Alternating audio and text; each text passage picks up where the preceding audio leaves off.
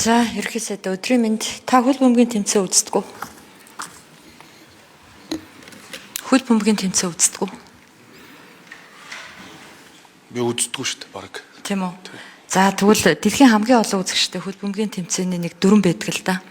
Зөрчил гаргасан тамирчинд ийм шар карт буюу шар хуудас өгдөг.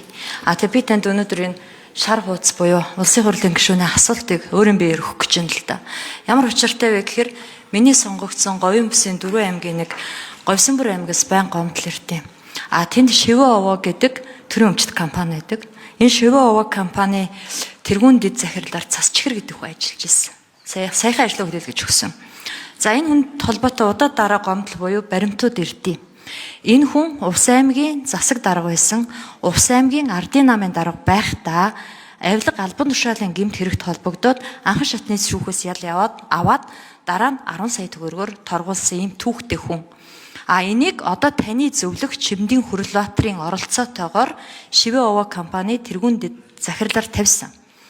За энэ хүн одоо Шивээ овоо компани дизель түлш нийлүүлэх тендрийг одоо Увс аймгийн ардын намын дарга Од Гэрэл хүн гэдэг хүний байгуулад 2 сар болсон.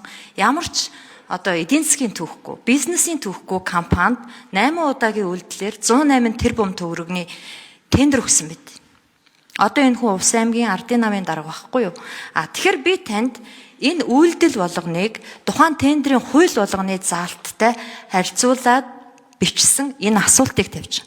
Та энэ асуултыг хуулийн хүрээнд 14 хоногийн дотор мэргэжлийн байнгын хороо болон улсын хурал дээр өөрийн биеэр асуултын хариуг өгөхийг би шаардаж байна. Авилга албан тушаалын гэмт хэрэгтэй хүмүүс өнөөдөр Монгол.